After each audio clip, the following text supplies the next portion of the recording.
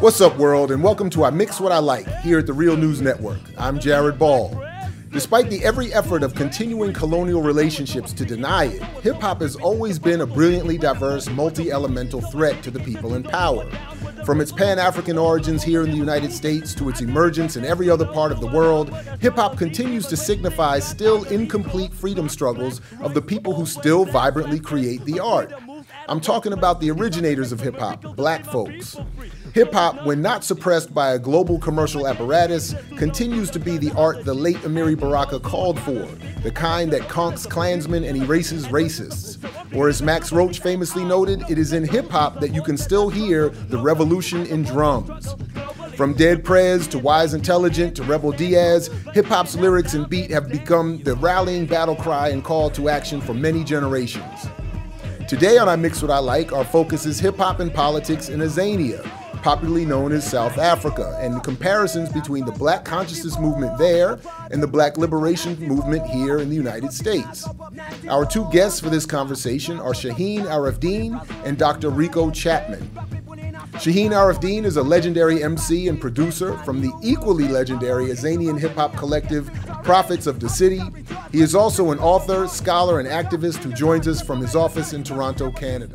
Also joining us is Dr. Rico Chapman. He's an associate professor in the Department of History at Jackson State University. His research interests include the linkages in the struggle for justice by students throughout the African diaspora, particularly in Mississippi and South Africa, where he has studied and taught. The two are co-authors of Koi Hop, Hip-Hop Youth Activism and the Dilemma of Colored Identity in South Africa, which is to be a chapter in a forthcoming anthology on hip-hop and activism. Welcome, fellas, to the program. Thank you for joining us in our inaugural edition of I Mix What I Like here at the Real News. We appreciate your time. Thank you. Thanks for the invite. No problem, man. So let's get started. Can we talk a little bit about this article? Tell us specifically what you deal with in this chapter. Who are the Khoisan, and what is what you describe as their revivalist movement? Okay. Shaheen, I'll let you Okay. So essentially what we looked at was movements in post-apartheid South Africa and how that's linked to indigenous identities. And because of the way apartheid was structured and the way race was constructed, indigenous identities and collectives were thrown in a mix called colored. So if it didn't fit into the neat white box and it didn't fit into the Black African box in the way that the Dutch and then the British and then the Afrikaners imagine that to be, you had this weird kind of category named colored that in many ways had nothing to do with color, because colored meant from light skin to dark skin, and they had very specific markers. So for us, we wanted to look at hip-hop's involvement in boosting a movement and even creating an indigenous identity out of the fragments left by colonialism, apartheid, and neoliberalism, and how that's used to construct an indigenous identity. Could you just say another word or two about who exactly comprises this group called Colored? Because, you know, a lot of us in this country in particular, myself and specifically, we often make what is probably not quite a fair, equation, equivalence between those of us who are so-called mixed in this country and colored in Southern Africa. And as you said, the colored category ranges a broad spectrum of complexion and also specific groups and identities. But could you say a few more words about who actually comprise this colored group? That's really difficult. I mean, the kind of soundbite is that under apartheid, it was a buffer class. It consisted of this kind of buffer class that meant not only not white, not black, but inferior to white, slightly superior to Black African. And so we do comprise of every collective identity from people who were enslaved since the 1600s to migrant workers from Angola and Mozambique, during the turn of the 19th century, to the indigenous people, the Griquas, the Khoi, the San, and the San is a problematic term for a lot of folks who identify as that because they see it as a derogatory term. So it's a whole collective of people from the African continent and even different parts of the world that white supremacists or the followers of white supremacist ideologies couldn't really box them in. Right. You know, when some years ago on a trip to Zimbabwe, I met with some folks from the so-called colored community, and it was a bit shocking to see not only, again, the range in complexion, because people that we're familiar with in this country who would be identified fully as African American or Africans in America or black are described as colored in Southern Africa. And this issue of the buffer group, if we could just say another word or two about that, because one of the horrifying stories that was recounted for us during that trip, for my trip at least to Zimbabwe, was that the so-called colored community was intentionally created, where white Europeans or European descendants would intentionally impregnate African women to create this group of people that would become a buffer between themselves and what they always assumed was the pending African revolution. Was this also similarly the case in South Africa? Jared, can I chime in? Sure, please do. Yes, absolutely. Please. I just want to state in our book chapter, in the book Hip Hop and Social Change, it is out. It just came out just recently. Okay, good. We did state in our unedited version explicitly that we were not very supportive of the use of the term color. Right. But in the final version, in the book chapter, it doesn't come across that way. So I just wanted to put that out there. So in order to help guide this conversation, because we don't necessarily support the use of the term color. However, we use it for context and for clarity in our book chapter. And what is your preferred term or phrase to refer to this group commonly described as colored? I mean, colors are Africans. Okay. Pretty much. Exactly. I mean, Yeah. No, I mean, certainly to my Pan-African sensibilities, that's exactly how I feel about the situation here as well.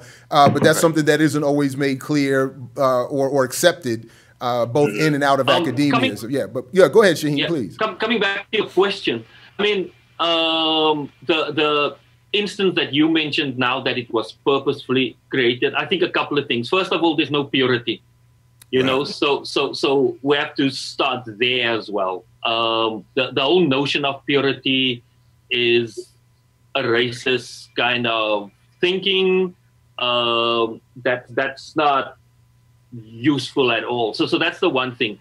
The second thing is that when you look at enslaved people, political prisoners from, let's say, places like Java, Jakarta, parts of Malaysia, and so on, right? And then you have people who were enslaved, you know, from Madagascar, what came to be known as Angola, etc., all thrown together. So a culture, if you will, by the oppressed under Dutch rule at the time existed. And so colored during Dutch rule meant anything not white.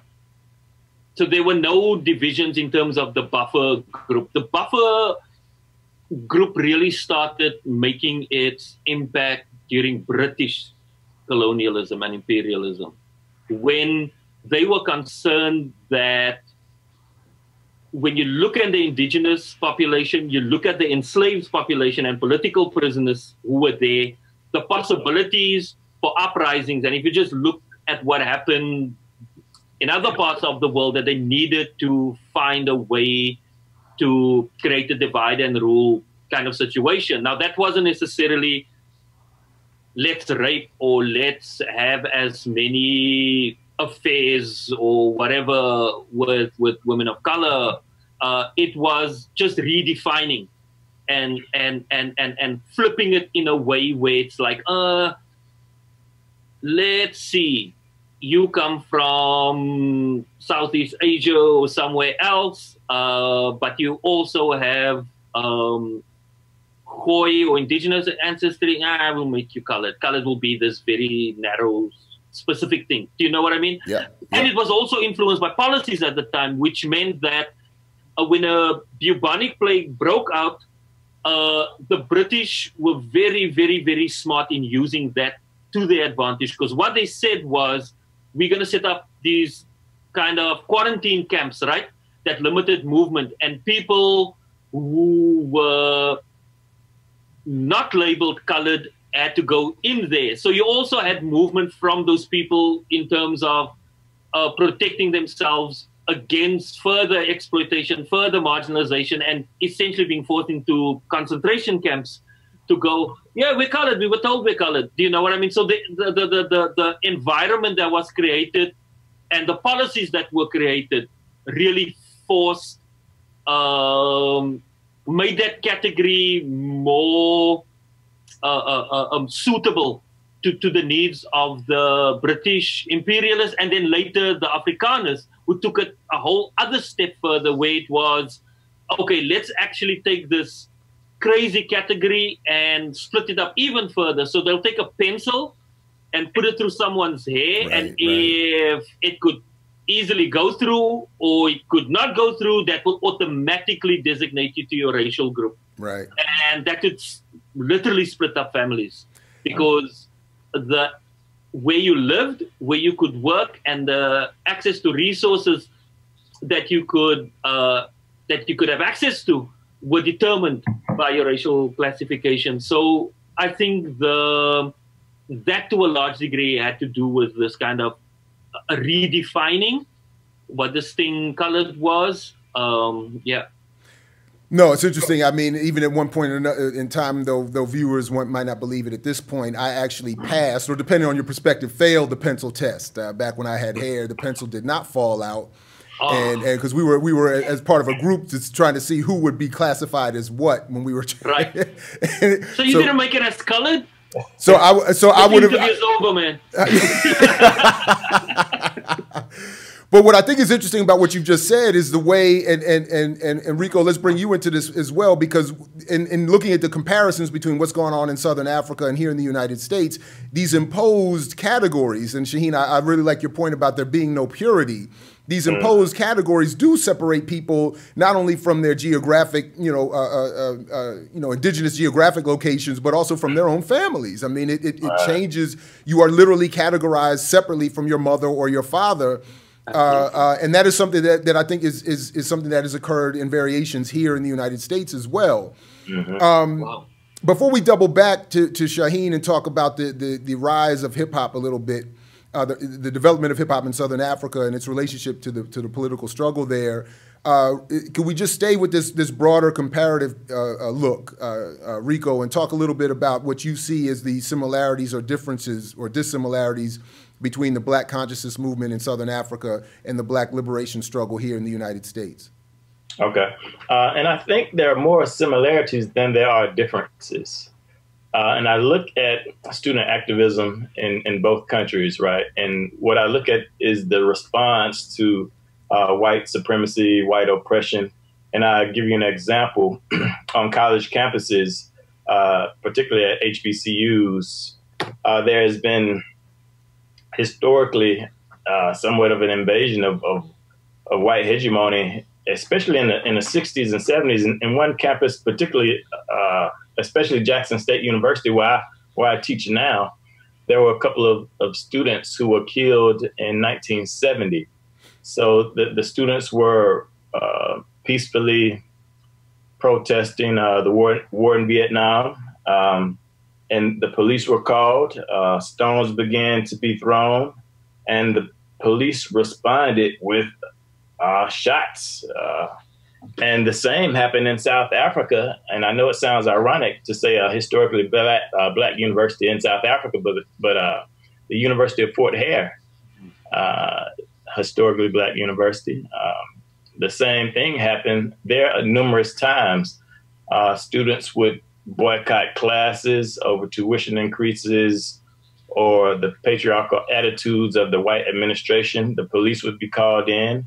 And at one point, students got killed through gunshots. So when Black students protest, historically, the response has been violence on the part of police. And organizationally, what came to aid not just Black students, but people of African descent were organizations like the South African Student Organization founded by Steve Biko. Here it would be the Student Nonviolent Coordinating Committee, of course, led initially by Ella Baker and founded by students. But these two organizations in different countries had similar aims and objectives. Out of SNCC grew the Black Power movement, and of course, out of SAYSO grew the Black Consciousness movement. And this is a worldwide Black is beautiful phenomena, I would think. It's more ideological, it's more psychological, it's a do for self. Steve Biko would say, Black man, you're on your own. So this was also happening in the States. And I think Black consciousness fed off of the Black Power movement in the United States, and to a degree, vice versa. So our struggle, this liberation struggle, began to be worldwide, not just isolated in the United States, not just isolated in South Africa, but Black consciousness in South Africa, Black power in the United States. I mean, I think the African masses began to see this global unity, and I see more similarities than differences. And of course, how does the white power structure, how does white supremacy respond? Biko being assassinated in 1977. And of course, the numerous assassinations here in the United States. Meg Evers would be one in 63, followed by Malcolm X 65 and MLK in 68. But even the lesser knowns, I mean, it's just interesting to see that dynamic taking place again. No, absolutely. There are unfortunately too many similarities in these struggles throughout the Pan-African world. I mean, even there was a civil war naval battle between the North and South fought off the coast of South Africa, part of to strengthen the white supremacist regime, and then also to battle over who was going to get access to that regime's stolen wealth. And of course, the comparisons and linkages continue even onto this very program, because the use of iMixWhatILike comes from a tribute, an honorific to Steve Biko, who used to write, I write what I like. And as we started talking about hip hop and mixtapes, we adopted iMixWhatILike as the phrase, but with the very intentional purpose of continuing that idea, that Black consciousness struggle in media work in the 21st century. All right, Dr. Rico Chapman and Shaheen Ariedien, thank you for joining us for this segment of iMixWhatILike at the Real News Network. Thank you. All right, and join us for part 2 of this segment of iMixWhatILike in the Real News Network on hip hop and politics in Azania and here in the United States. I mix what I like.